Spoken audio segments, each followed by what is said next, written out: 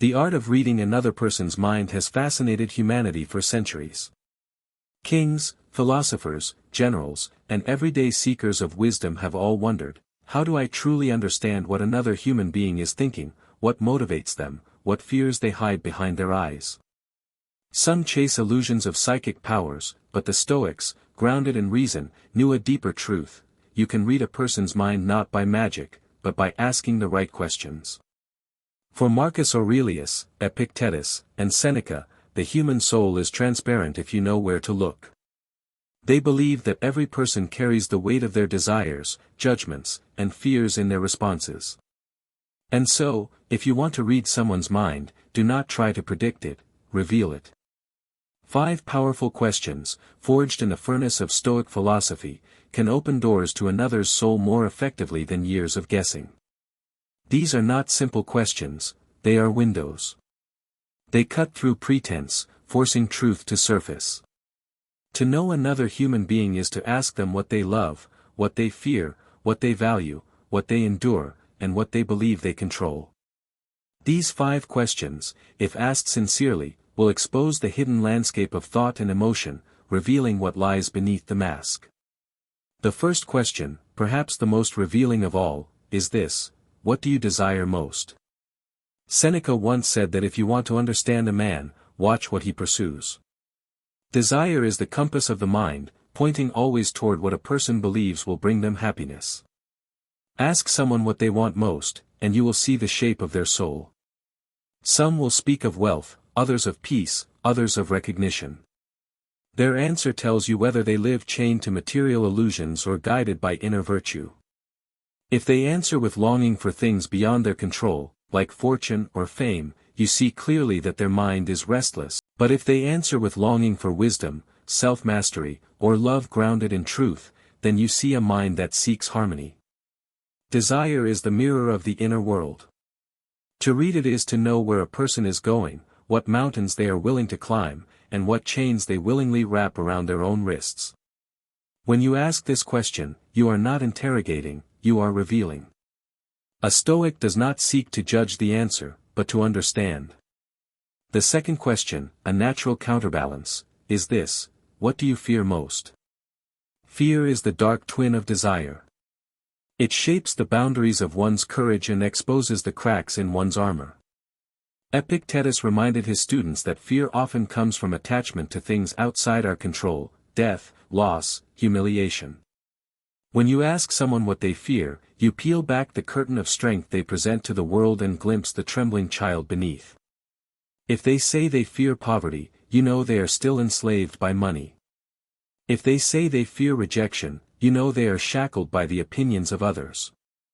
If they say they fear nothing, look closer, perhaps they are masking the very thing that defines them.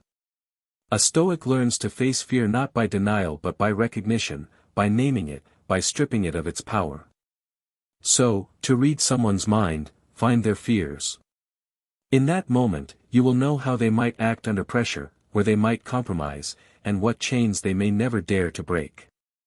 Fear, more than words, defines the edges of a person's world. The third question pierces deeper: what do you value most in life? This question is more subtle than desire, for values are not fleeting wants but guiding principles. When Marcus Aurelius wrote to himself each night, he was clarifying his values: justice, wisdom, courage, and moderation. Ask someone what they value, and you will see if they are aligned with eternal truths or lost in temporary illusions.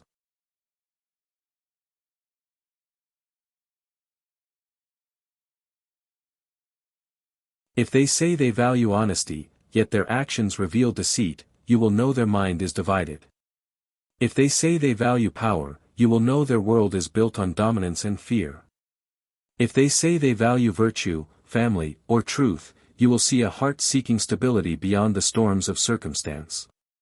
To read a person's values is to read their map of the world, the principles that will guide their decisions when no one else is watching. In Stoicism, values define whether a life is noble or wasted, and by asking this single question, you hold the key to that judgment. The fourth question, often ignored but deeply powerful, is this: what hardship has shaped you the most? To know a person's suffering is to know the forge that created their character. Every scar tells a story. Some have endured betrayal, and so they trust cautiously. Others have endured poverty, and so they cling to security. Others have endured loss, and so they cherish every fleeting moment. Hardship, more than comfort, reveals the architecture of the soul. The Stoics taught that adversity is the greatest teacher, that hardship is not an enemy but a sculptor, chiseling us into shape.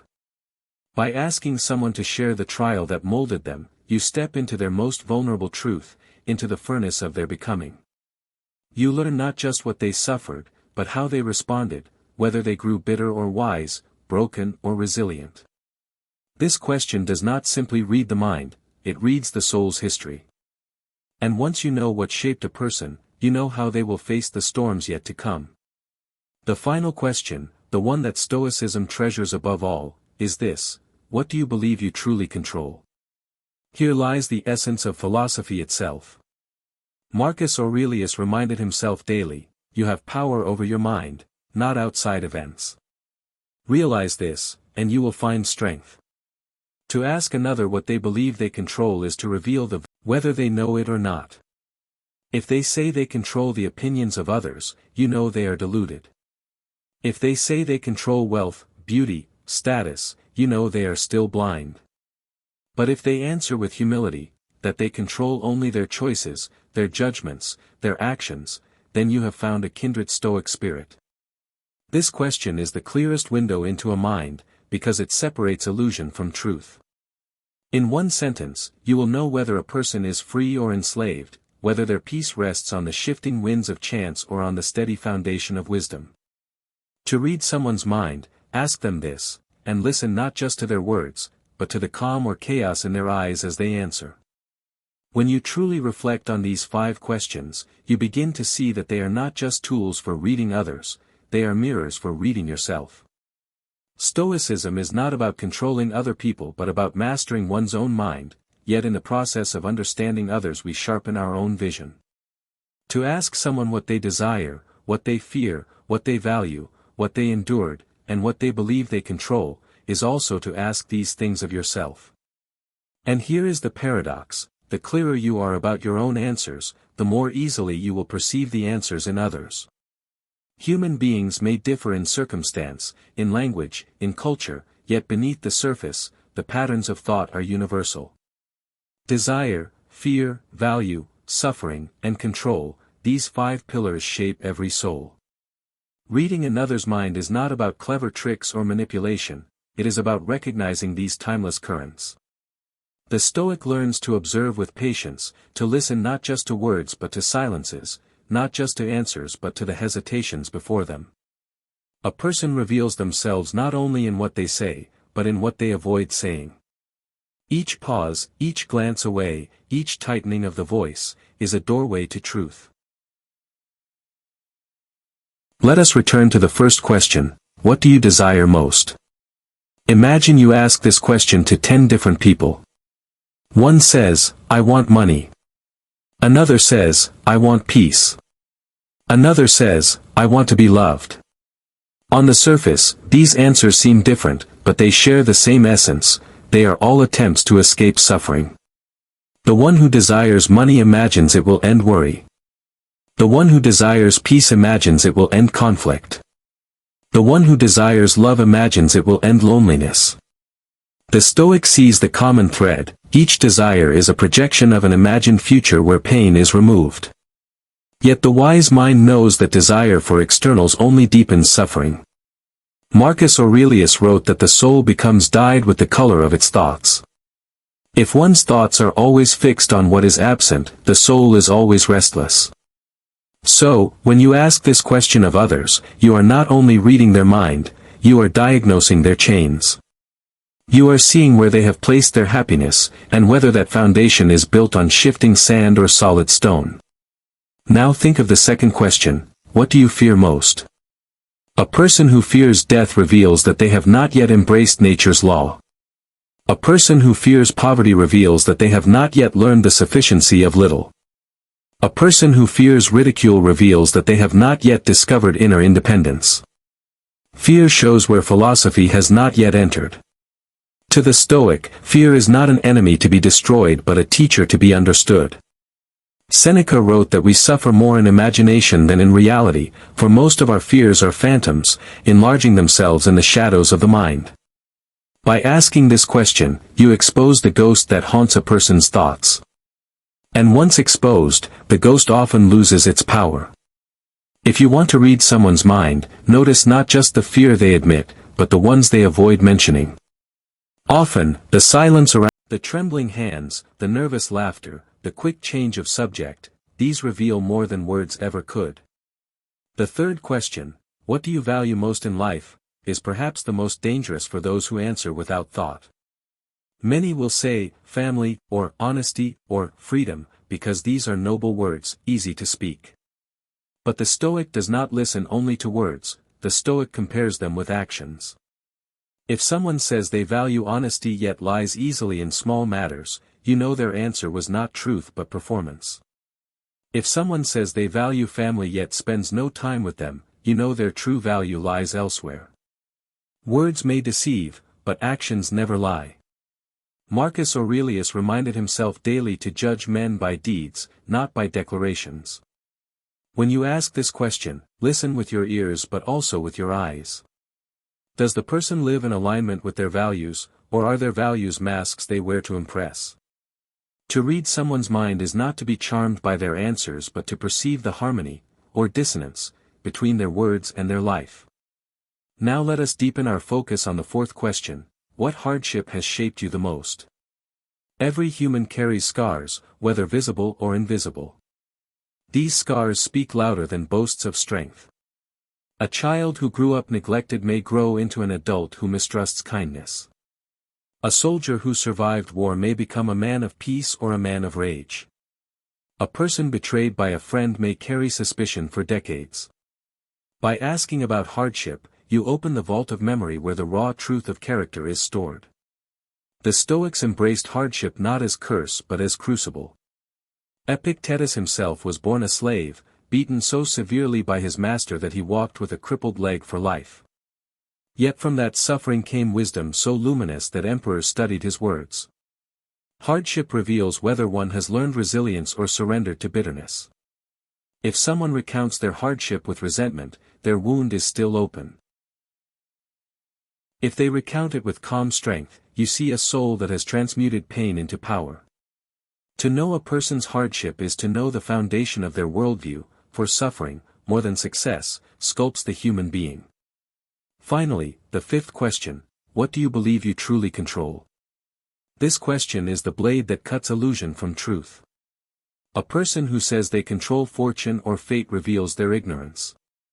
A person who says they control nothing reveals despair. But a person who says they control their choices, their judgments, their responses, that person reveals alignment with wisdom.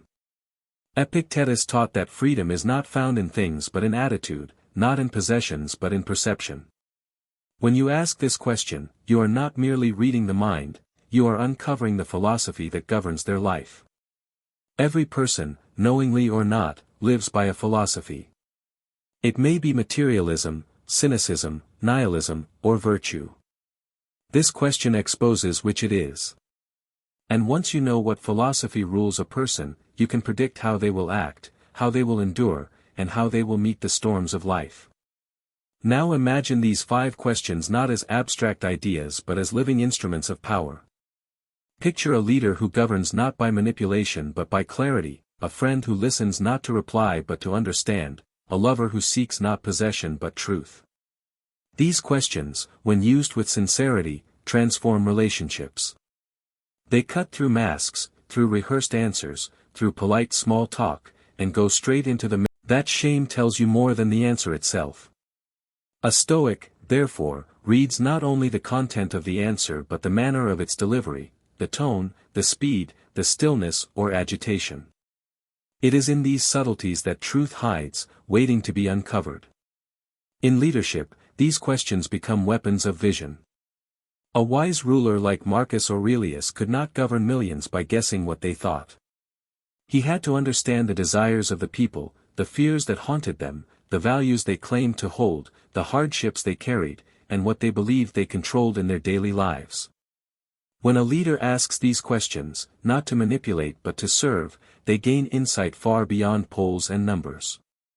If a general knows his soldiers fear death more than dishonor, he understands their weakness. If he knows they value loyalty more than comfort, he understands their strength. A Stoic leader who uses these questions is not guessing at human behavior but reading it with precision. He does not waste time arguing with illusions, he sees the mind as it is. And in doing so, he can guide with justice rather than tyranny, with clarity rather than confusion. In friendship, these questions deepen trust. Most relationships remain on the surface because people are afraid to ask or answer the questions that matter. Friends talk of weather, of sports, of distractions, but rarely of fears, values, or suffering. Yet when you dare to ask, you create a bridge into another's soul. Imagine sitting with a friend and asking, "What hardship shaped you most?" At first, there may be silence, perhaps even resistance. But if the question is asked with genuine care, the answer that follows may reveal years of hidden truth. And in that revelation, friendship deepens. Stoicism reminds us that friendship is not built on flattery but on truth, not on comfort but on shared strength.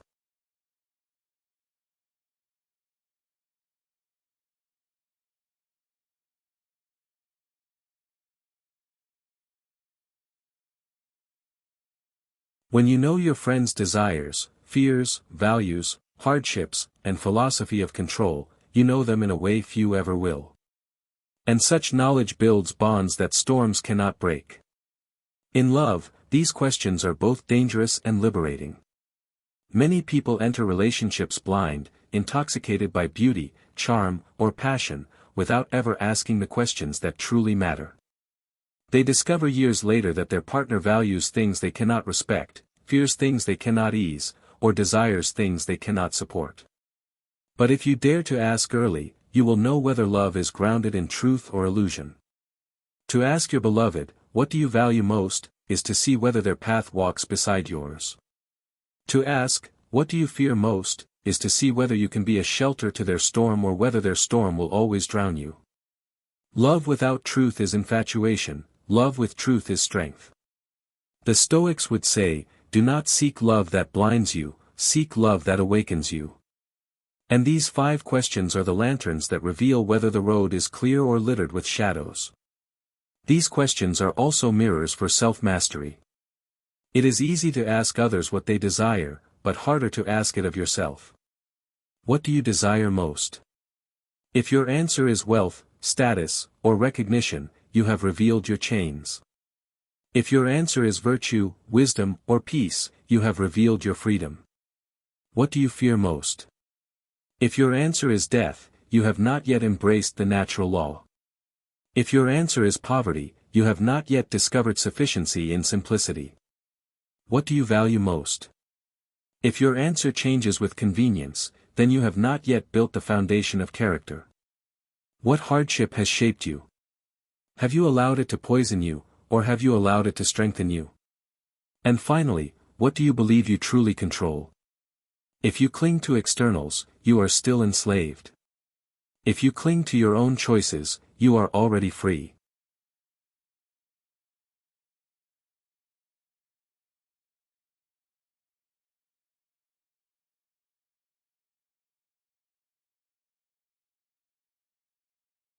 Reading others is powerful, but reading yourself is liberation. In the modern world, these questions are more urgent than ever.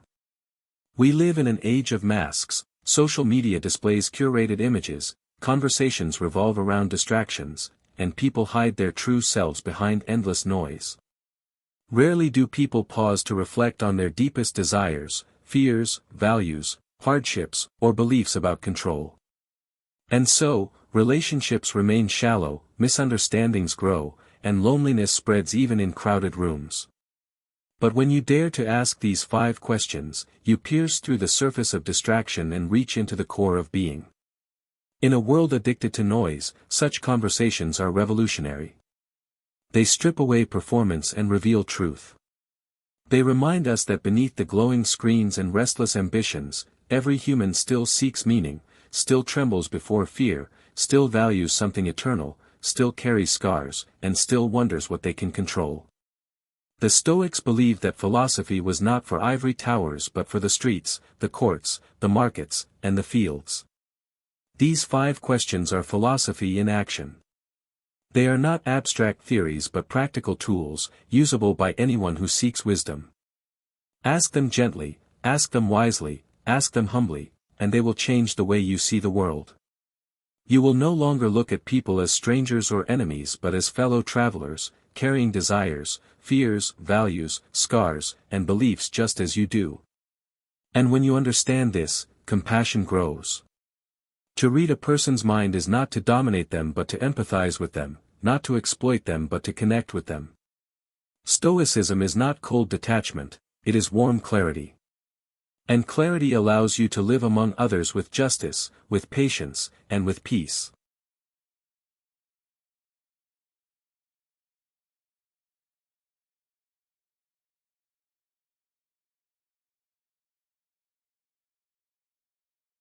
When you step back and look at these 5 questions together, you see that they form a complete map of the human soul. Desire reveals where the heart is reaching. Fear reveals where the spirit is retreating. Value reveals what principles anchor the soul. Hardship reveals what storms have shaped it. And control reveals whether the person lives enslaved to illusion or free in wisdom. With these 5 questions, you can read the landscape of any mind, not as a magician but as a philosopher, not by guessing but by listening.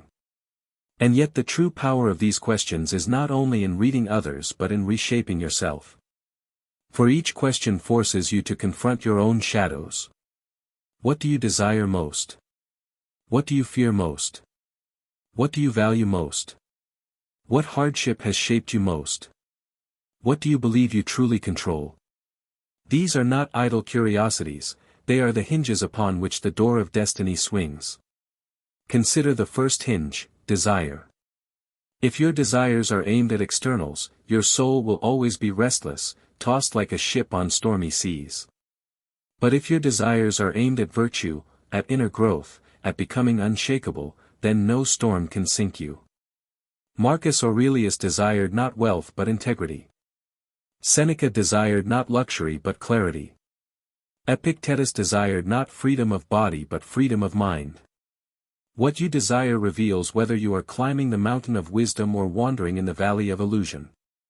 To master your own mind, you must master desire, placing it not in things you cannot control but in virtues that no one can steal. Now the second hinge, fear. Fear is the silent tyrant of human life. Men build empires out of fear of death, nations wage wars out of fear of weakness, individuals betray themselves out of fear of rejection. Fear blinds the eye, chains the spirit, and bends the knee. But to the Stoic, fear is nothing but false prophecy. Seneca said we suffer more in imagination than in reality, and Epictetus taught that fear vanishes when you separate what is up to you from what is not. If you fear death, remind yourself that it is the natural end for all. If you fear poverty, remind yourself that the wise man needs little. If you fear judgment, remind yourself that the opinions of others are beyond your control. Fear dissolves when faced with reason. Ask yourself what you fear, and you will know where to aim your courage. Ask others what they fear, and you will see where their chains are fastened. The third hinge, values. Without values, life drifts like a boat without a rudder. To say you value something is to declare what you are willing to suffer for, what you will not betray even when pressed. Many speak of values but betray them at the first temptation. Stoicism calls you to examine your values daily, to align them with what is eternal, not what is fleeting. Justice, wisdom, courage, moderation, these are the values that endure beyond death, beyond fortune, beyond fame. If you say you value honesty but lie for convenience, you are deceiving yourself. If you say you value loyalty but abandon a friend for gain, you are hollow. But if you say you value virtue and live it, then you are free. Ask this of yourself and of others, and you will see the architecture of character laid bare. If these 5 questions opened your eyes, if they gave you the courage to see yourself more clearly and the wisdom to understand others more deeply, then do not let this moment pass. Hit that subscribe button and step into a community where truth is valued more than illusion, where strength is built not from noise but from clarity. Share this message, so others may break free from fear, from blind desire, from chains they cannot see. And let your voice be heard in the comments. Tell us which question shook you the most, which truth you discovered within yourself. Remember, the Stoic path is not walked alone. Together.